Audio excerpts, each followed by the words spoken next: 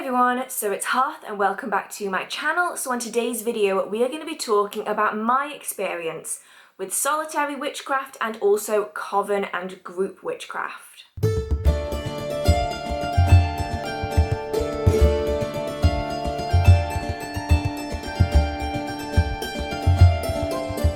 Now before we get into this, I do want to say that these are solely my personal experiences.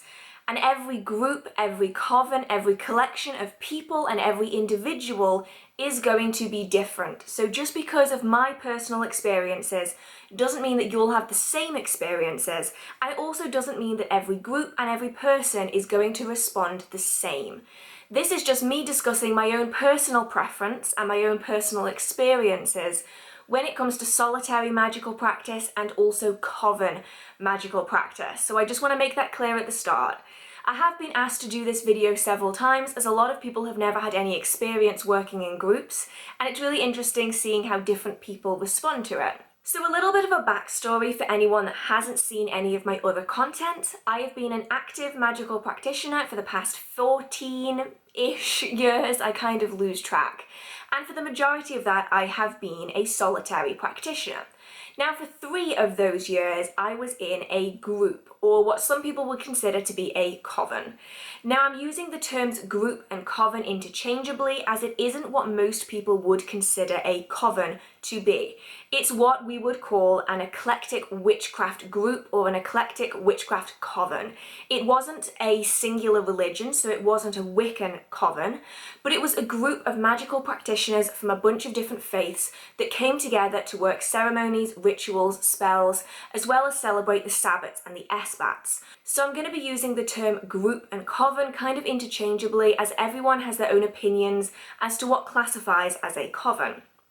But for me, considering we worked together for spell work, rituals, Esbat, Sabbats, I would personally consider that to be a coven environment. So as you can see from that really brief little timeline, I've spent the majority of my magical practice, about 11 years of it, if not slightly more, as a solitary practitioner. And spoilers, I kind of like it that way. So this video isn't to bash anyone that chooses to be in a coven or that chooses to be solitary. It's just my own personal experiences with it and the positives and negatives that I felt being part of these 2 different paths and different techniques. So for anyone that doesn't know what a coven is typically considered to be a group of magical practitioners that come together to undertake spell work and ritual together. Often it involves a raising of energy together to form a more powerful energetic working. Now, some covens will also include celebrations of Sabbats and Esbats, so they are the aspects of the wheel of the year, as well as the full moon cycles within the year, and a lot of them will gather together at special occasions, special events, to generally just have a good time. A lot of the time, a coven is also a combination of learning and practice. So it's a group of people that will come together to study together, to grow together as magical practitioners.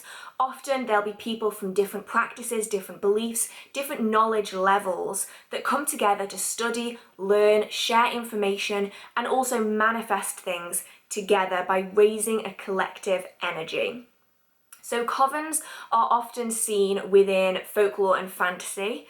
On many an occasion it was considered that a coven contains 13 witches, but nowadays really any group of practitioners is often called a coven.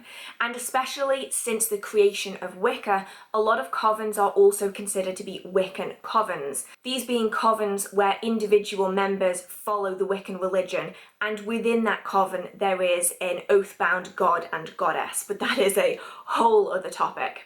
Now, the particular type of group or coven that I joined was one that I joined whilst I was at university. It was a society for practitioners, witches, magic users, as well as pagans that wanted to come together, study, learn, and just interact with other people.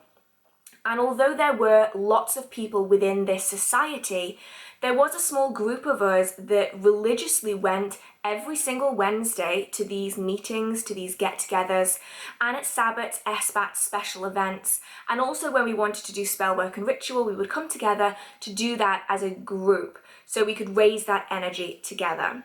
Now, before I started university, I was solely a solitary practitioner, and I'd been that way since the very, very start of my practice. I had experienced one or two occasions where I would work with another person, maybe one person, maybe two people, but I never worked in a group scenario before, so it was very, very strange, kind of connecting with other people.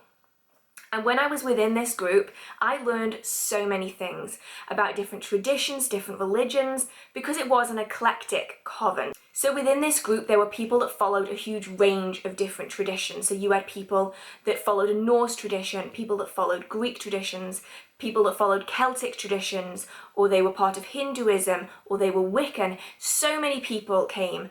And because it was a group that was open to anyone that followed a witchcraft tradition or a pagan tradition, a lot of the time there would be a lot of learning going on. People would come from overseas and study at the university, and they'd share their information and they'd get information from us, and it was just a really, really amazing experience. And I met people that I still consider to be friends to this day, even though I don't work with them in any kind of magical sense. Like, we still know that each other is there and we'll like chat if we ever need to, and that's really, really nice. Now, the pros of being in a coven, from my personal experience, is that there's a lot of people around, which for some people might not be a pro. But if you are a solitary worker and you've only studied from individual people, or maybe you've only had the chance to interact with people online, then being in a physical environment where you can get together and you can chat with people and you can have these group gatherings every week or every month. For a lot of groups, it's every month. For us, we were fortunate that it was every week. You have a huge opportunity to learn so much from so many people. In this group, we had mediums, we had psychics, we had Reiki healers. Every possible path that you could think of, there was someone within this group that had experienced it either at home, with people they knew, or themselves. And so because of that, it was this huge gathering of knowledge from a huge range of different sources. And that was honestly fantastic. Before this point, I had no idea about mediumship, about what it really was, about what it meant to become a medium and train to be a medium, and I have so much respect for anyone that goes down that path. I had my first experience with chakra work, I had my first experience with Reiki with them, and it was so great getting to share and learn all of this knowledge as a group. Now, another great thing was that we had gatherings, we had get-togethers, and it made celebrating events so much more special when you could gather with people and you could share and you can just have a really great conversation. So where I went to university, we had a stone circle and we would gather there on SBATs. I'm trying to remember what the biggest celebration was. So we celebrated Samhain and Yule. We also celebrated, it was a supermoon. Yes, it was a supermoon that we celebrated there as well. And we sat, as the sun set and the moon rose, we sat and we listened to pagan music with a campfire, and we were dancing around the campfire and singing and chanting and raising energy and doing workings. And then someone bought mead and some horns to drink out of, and it was really, really great. And if I had that now, I would definitely take much more advantage of it than when I was 18, 19, because when I was 18 and 19, I refused to touch alcohol. I didn't really like interacting with people. I was really, really antisocial. I still kind of am, but I'm a lot more flexible with it now than I was when I was a teenager. And so I think I definitely make more of that now than I did then. I was a bit against the drinking and everything else. I was a bit uptight, honestly. Not that that's a bad thing, but I think that if I'd have experienced it now, I would definitely make the most of it, because now I know that that would not last forever. So we would get together at the stone circle, and it was fantastic. It was having all these people around that also knew everything that you knew and that you were going through and that you'd experienced, and it was really nice not being looked at as strange when you are leaving items out for the full moon, or when you're outside looking at the supermoon. You know, we had a group that we could do workings together at the supermoon, and at full moons, new moons, Sabbats, whenever we wanted, we could go and do that together. It was also great being able to actually attend these sacred locations. So at one point we were planning on going over to Holy Island. We never actually ended up going, but it was something that we were planning on doing. And as a group, you have so much more opportunity to go and do those things because finances are kind of all split. So obviously if you're a solitary practitioner and you want to make a trip down to a sacred space, it's a lot more expensive to go by yourself than if you were to split the costs among the group. And that made being able to book going to these places a lot easier. And it also meant that when we were at the Stone Circle, it was our space. And not to say that no one else was invited, because they were, but unfortunately at university you had a lot of people choosing to drink in the Stone Circle and also do other things in the Stone Circle. And when there was more people there, you had more chance of them being slightly deterred, so it could remain as a sacred space, at least for the time that we were there. So alongside all of that, you also just had the like-mindedness of it. I know that one thing that a lot of people struggle with when they're a solitary practitioner is that they have no one that they can talk to about it. I've experienced that, and I'm sure that most other people have experienced that as well. Especially if you're the only practitioner in your area that you know of, and also if you're in the broom closet and you're not able to share that with other people because of mean words or alternative religions or anything that might be holding you back from sharing that, it can get really, really lonely. And that's something that the Coven definitely helped with. Although we all came from different paths, we'd all experienced similar things. Within all of us, we'd experienced energy work, energy raising, energy manipulation, energy sensing. We'd also mostly all experienced spirits in one form or another, whether that be fae, whether that be angels, demons, through mediumship. We'd all experienced it. And most of us had experienced some form of magical working. So most of us could understand the jargon that goes behind magical practice, like visualization, circle casting, energy raising, these things that some people outside of the tradition might not understand or might not know about. And it also meant that we could practice together. So we could raise energy together. We even did exercises for sensing energy, which I really liked. So it was this technique where you would both sit together in pairs, and you would have to, one person would be thinking of an environment, kind of entering into that space of a cold environment or a hot environment.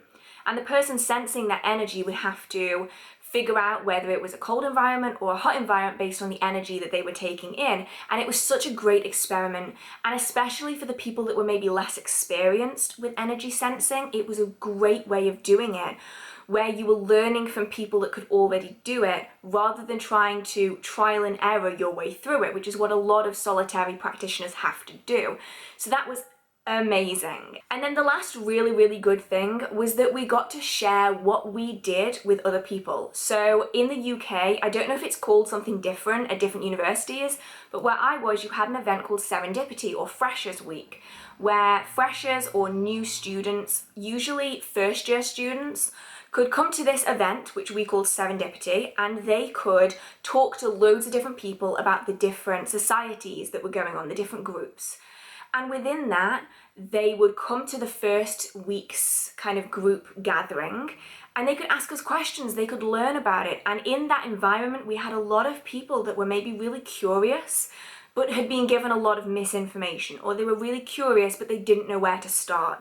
And being in that group environment, it gave people the ability to just chat, to relax, to kind of interact with people. It wasn't like a one-on-one thing. Instead, it was like a, hey, if you have any questions, feel free to ask us. We're more than happy to help. If you want to come to the Stone Circle with us, you can watch as a ritual goes on, so you can kind of see what's involved. So it's not like scary and intimidating. If you want to be involved, you can be involved. If you want to sit and watch, you can do that too. It gave people that gentle introduction that I think a lot of people don't get. A lot of people, if you're solitary, it's kind of like, I've read all the books that I can read, now I just have to hope for the best. And in some groups, you're required to have a huge amount of knowledge before you go into it. But the way we worked our group was that there was one high priestess, and it didn't matter what gender you identified as, anyone could be the high priestess. It was generally just someone that the rest of us voted as the best to be a leader for the group to kind of gather us all together. And then anyone that wanted to join could join as long as they weren't, cruel and joking and not interested. As long as you wanted to be there and you were willing to participate, we were happy to welcome anyone in. And that was something that I really, really liked. I liked how inclusive it was. It didn't matter what tradition you were from. It didn't matter what pantheon you followed, what religion you followed. As long as you had an interest, you were completely welcome. And that's what I really, really liked. So you might be thinking, what could possibly be bad? That sounds all good. There were a few things that made me dislike the way this particular coven or group worked out. And it's definitely not going to apply to every coven or group, but it's just what kind of experiences I had within this type of environment. We were essentially an eclectic witchcraft coven, and it was also an open eclectic witchcraft coven. By that I mean anyone that was interested could join regardless of their knowledge, of their skill, of their background. They were allowed to join. And yes, that creates a very inclusive environment, but it also creates a bit of a breeding ground for the know-it-all practitioner. And I'm sure a lot of us have met those type of practitioners. Now, I'm not saying that every coven is going to be like this, because it definitely isn't. It's a fault of this particular style of group. Now, when you essentially allow anyone to join, there are going to be some that believe they are more right than you are. And unfortunately, that is found in every single group of people everywhere around the world, and it's also true within witchcraft and paganism.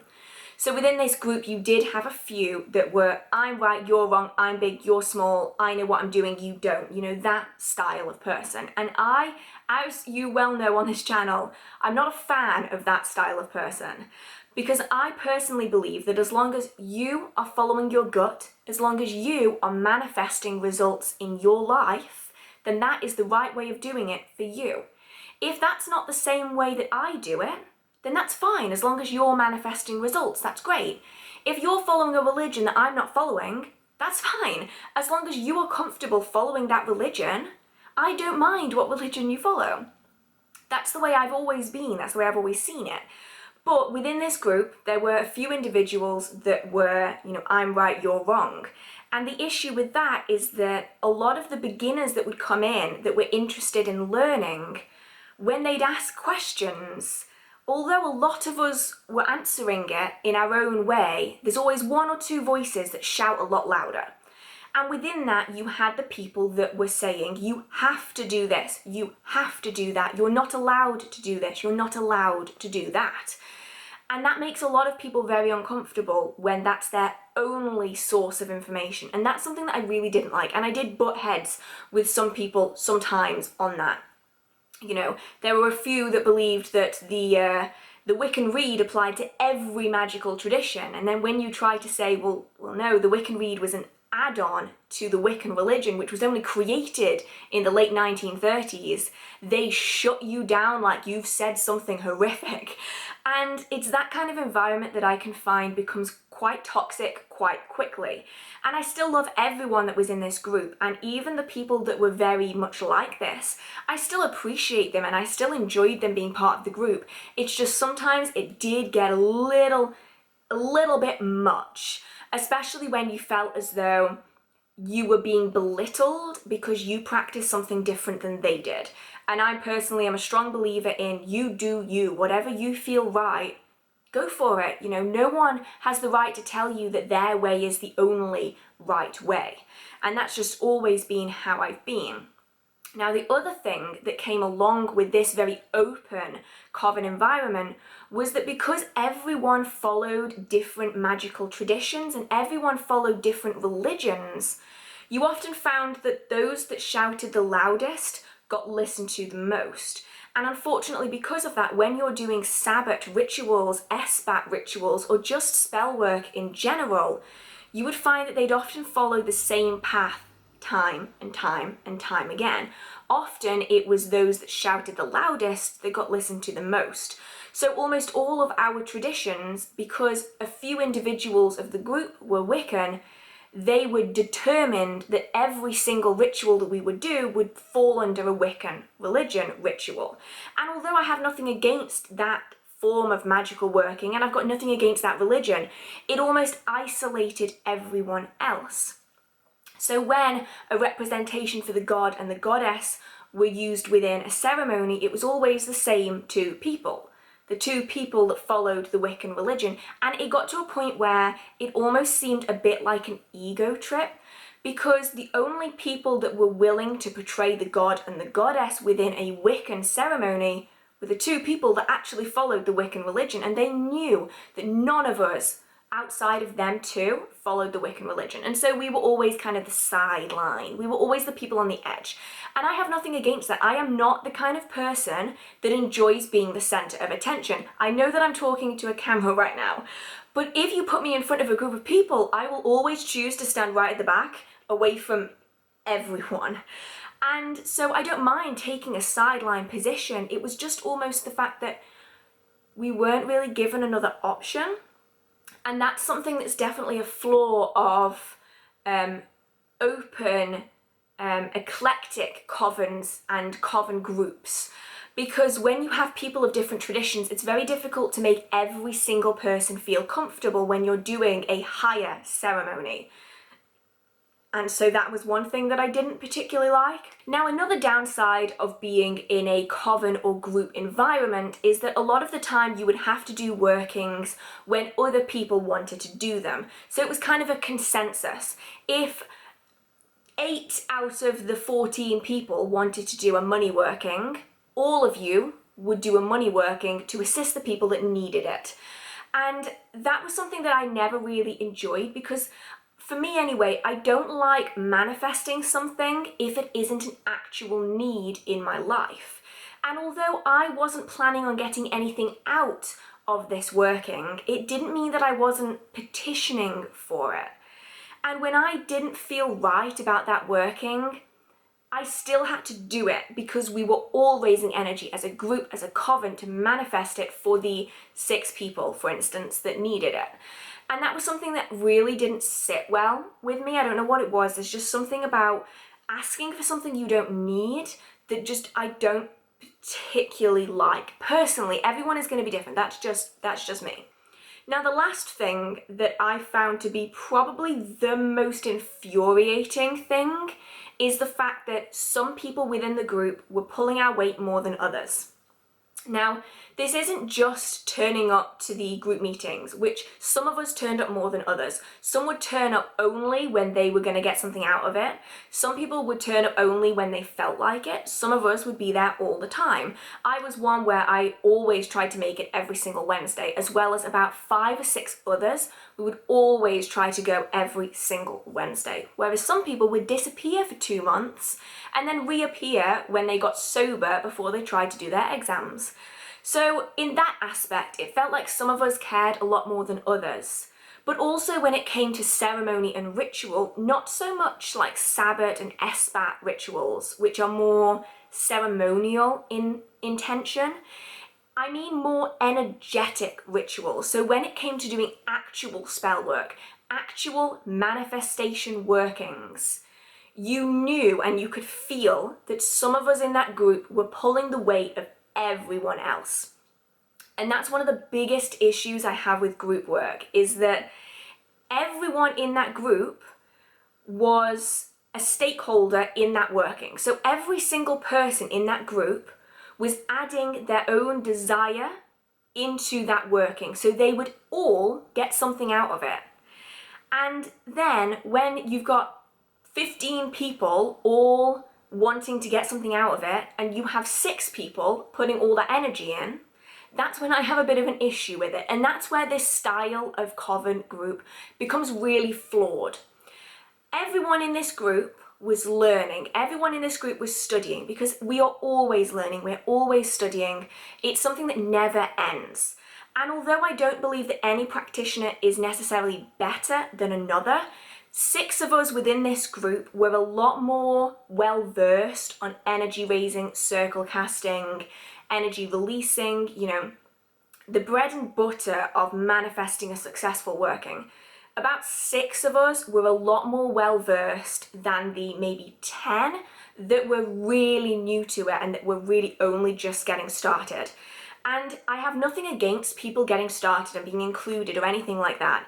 It's just that almost every single time it felt as though you were pulling the weight for people that either didn't really care and weren't bothered to put their energy in, but they wanted something out of it, or you were pulling the weight of someone that wasn't probably yet ready to be included in a large group ritual. So if anyone's been involved in a group spell like this, especially in a stone circle or a circular environment, the way we would do it is we would stand in a circle inside the stone circle, and you start by casting that circle. So you start by expanding that bubble out to shield you and everyone else within this space. And even getting to that point was kind of tricky, because when you have the 6 of us, we would always kind of spread out, because I think we all realized that we were going to have to pull the most weight. We would all spread out, but when there's 6 of you that are really working to raise that circle, and there's maybe 5 that don't yet know or can't raise a circle effectively, and then there's another 5 that maybe just don't care that much. They're there because it looks cool, or they're there because they're Instagram witches. I've got nothing against people that are witches on Instagram, but a lot of people were there because they thought it was cool, and they didn't actually put any effort into studying and to learning and to actually practicing. They were very happy to take photos of the ritual to stick on their Instagram account, but they weren't actually doing anything energetically to add to the working. So when we'd raise that circle, we were raising a much bigger circle than we probably needed for 6 of us, but we included everyone in that circle. Then it comes to maintaining that circle, but it also comes to adding energy for the intention that you want. And that was the point where I found it particularly difficult to focus effectively. Because when you're in a group environment, you can feel the energy of every single different person. And I knew, her energy from his energy. I knew Tom's energy from this person's energy. Like, I knew it. And you can tell that 95% of the energy that's being put into this working is from these 6 people. And then everyone else was just standing there, like twiddling their thumbs or holding the candle or dripping wax on the floor. And you're there and you're just like, why am I doing this? Like, why am I doing this? Because I could manifest this for myself in my own house if I wanted to. I could get together with these 6 people that actually want to work together, and we could manifest it ourselves. I don't like being bitter, but after maybe like the 6th, 7th, 10th working, where there was a bunch of people who wanted something out of it, but they weren't willing to put anything into it, at that point I was like, I might just not anymore. Because it's draining when you have to carry 10 other people that aren't putting their energy into it, but want something out of it. And that was probably my biggest issue with this style of Coven environment, was that you definitely felt as though you were always carrying the weight for everyone else, but because you were carrying their weight, they didn't think they needed to learn anything else. And not everyone is like this, not at all. Some people, when they join groups like this, they will work their ass off to be able to manifest things in a way that works with the entire group. But because of the environment that we were in, that just wasn't the case. So those were the pros and cons for me working in a Coven environment. There's definitely way more pros than cons. And as I'll get onto in a bit, there's definitely ways in which I would love to work like this again in the future. So what about solitary practice? So solitary practice is essentially the art of practicing magic by yourself. So without anyone else helping you raise energy or helping you manifest your intention. So as a solitary worker, typically you work alone. You work with your own items, your own tools to raise your own energy to manifest within your life or within someone else's life if you so choose. Now you can follow any religion, any tradition, and also be a solitary practitioner. It essentially just means that you work alone.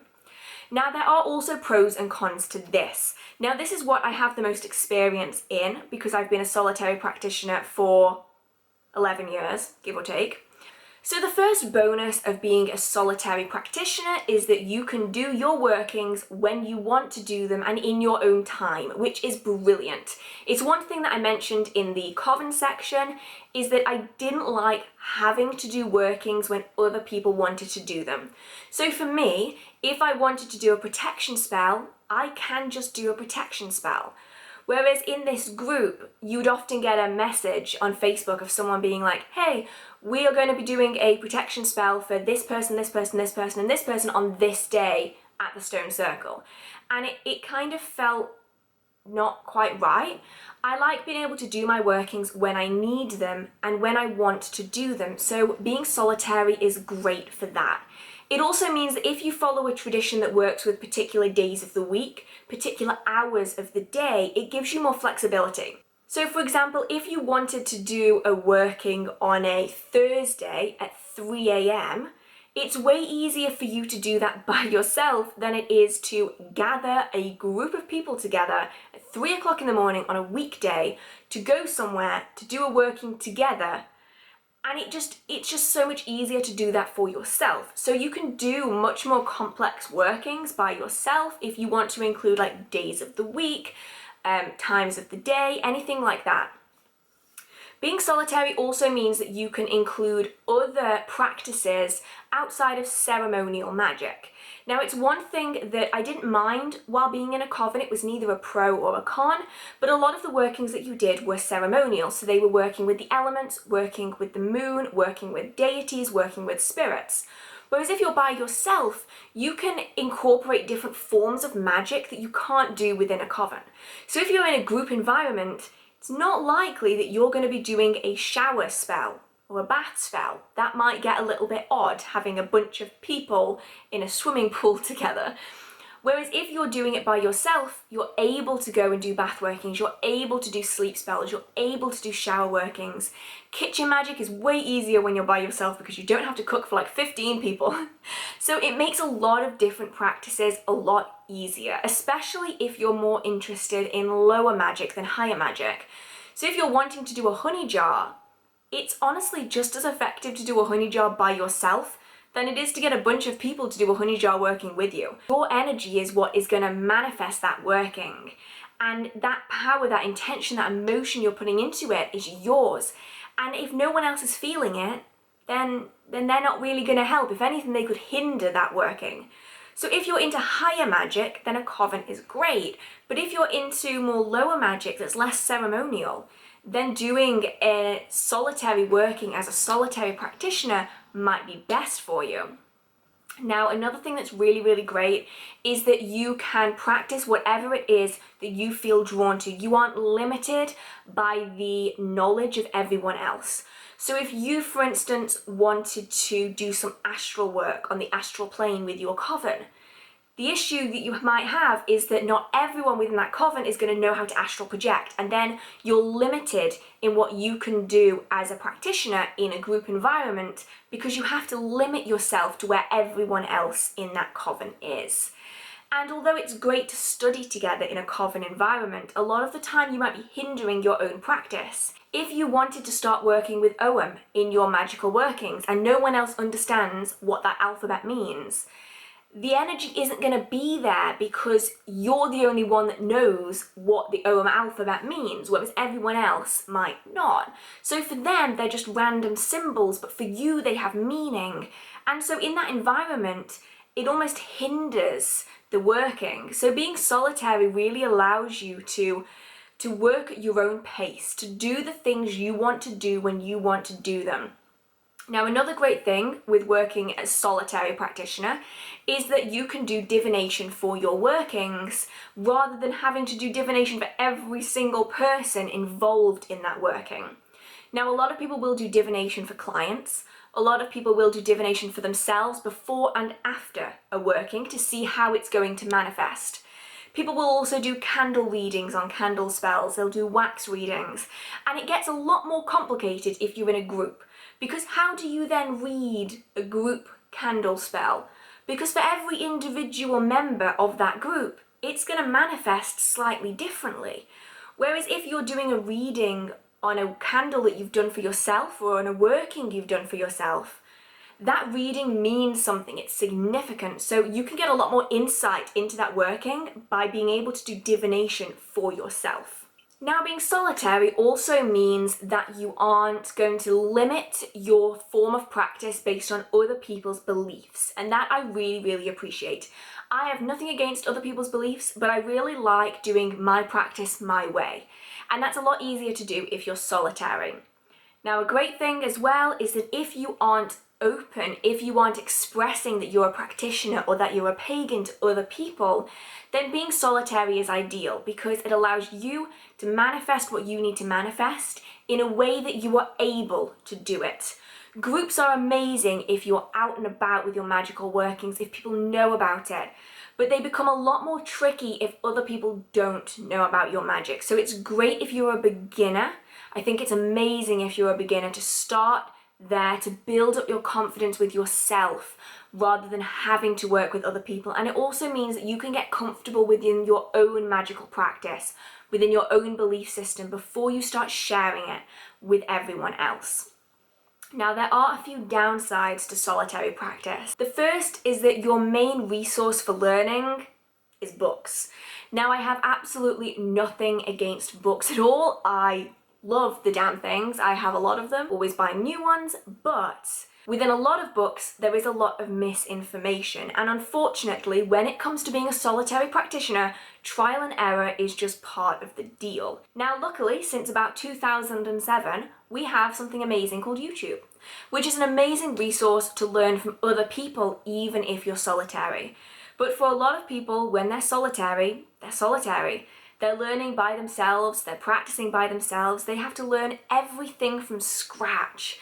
And that's really difficult. There's a lot of disheartening moments when you're a solitary practitioner, when you're there going, is this real? Am I just delusional? Am I just talking to myself? Why am I leaving out water for a spirit that I can't see?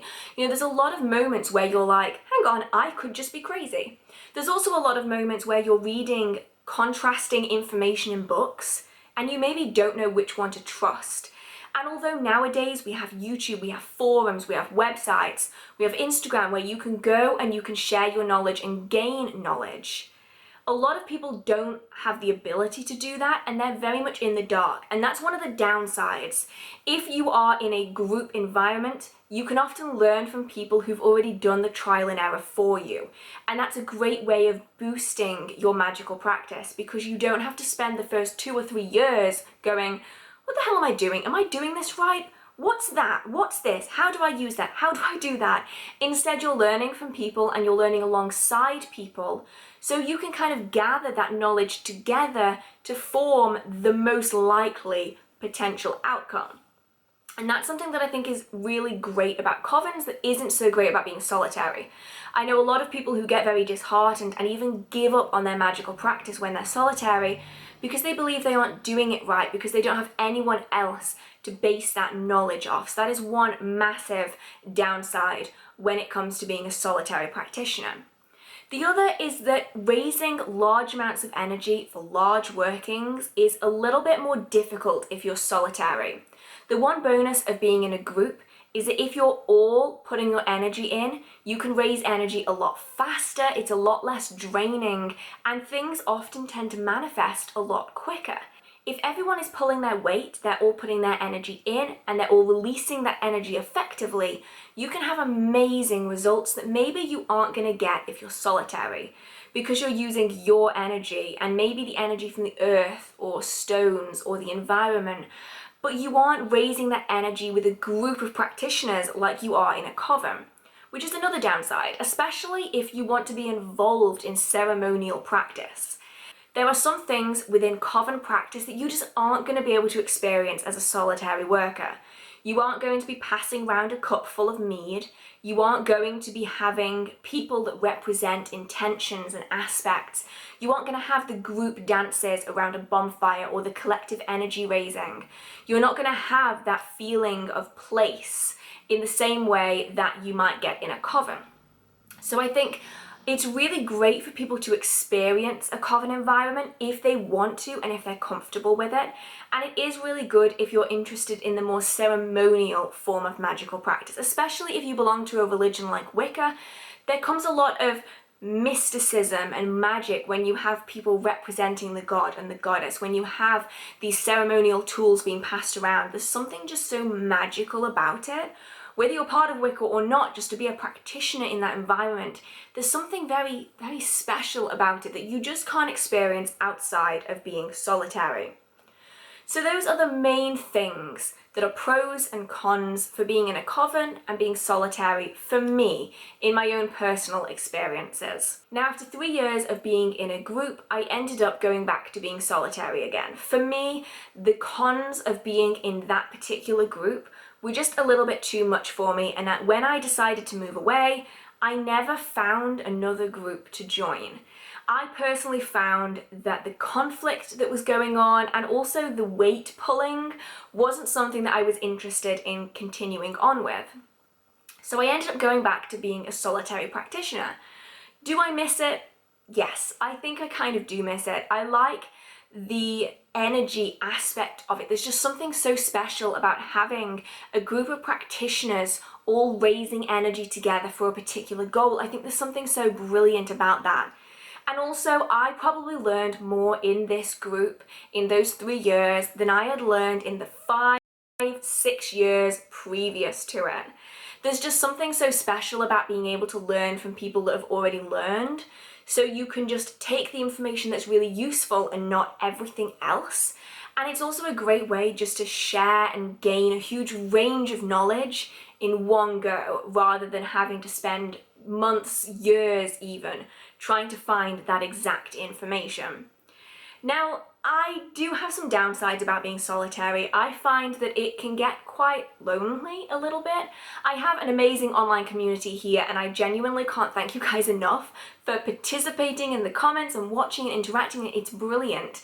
I'm also part of forums, I'm also part of Instagram and Facebook groups, but there's just something different about being able to meet up for coffee with someone and being able to talk about magic. There's just something so special about having that with someone. And I've had it with people before. I don't have it with anyone now. My parents, although they come to events with me, they aren't personally particularly interested in this. Hal Friendly is not really particularly interested in this. For anyone that doesn't know, he's my partner. He doesn't care about any of this stuff. He's not interested in magic or witchcraft or learning anything about it in particular. And there's something really special about being able to talk with other people about it. There's something just so magical. I've used that word quite a lot, but being able to connect with someone who knows what you're talking about and can interact back with you, it's really, really amazing. So in the future, I definitely want to look for a coven or a group to be a part of. But it definitely wouldn't be the same style of group that I came from. So the style of group I was before was very open, very eclectic, and that's an amazing type of group to be a part of. But as I've mentioned, it does come with downsides that aren't going to be found in other groups and covens.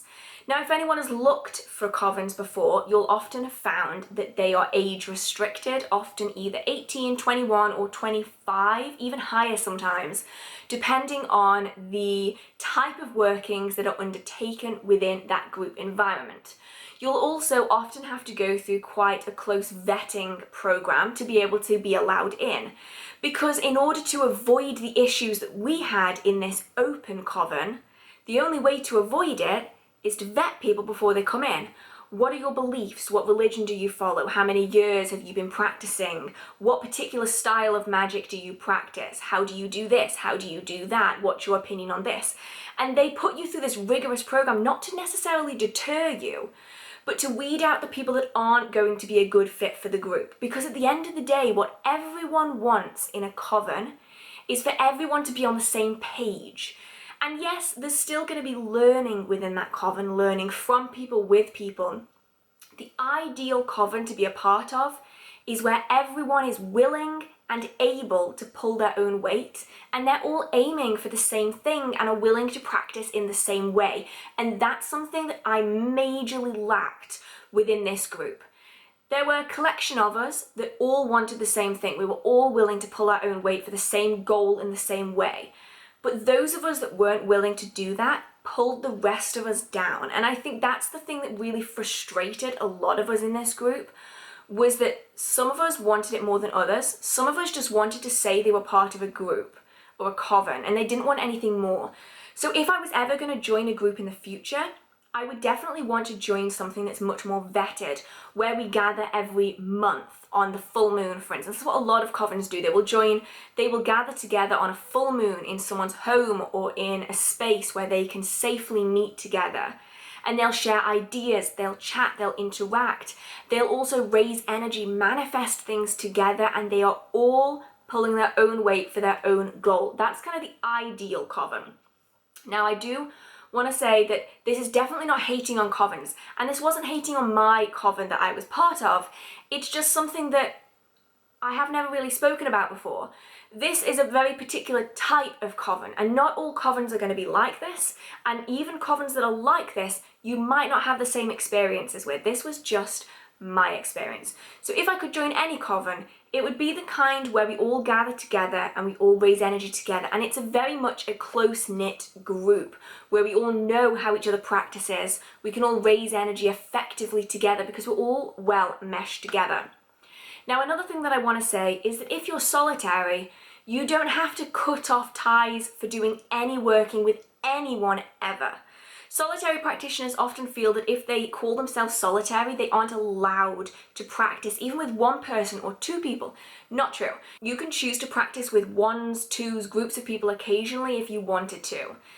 It's just that you aren't mainly doing workings within a group environment. You're mainly doing them solitary. And for now anyway, that's where I am going to stay, because at the moment, I don't really have the time to put into a group environment. And if I don't have the time, the energy, the desire to put into a group, I don't want to bring anyone else down in the process.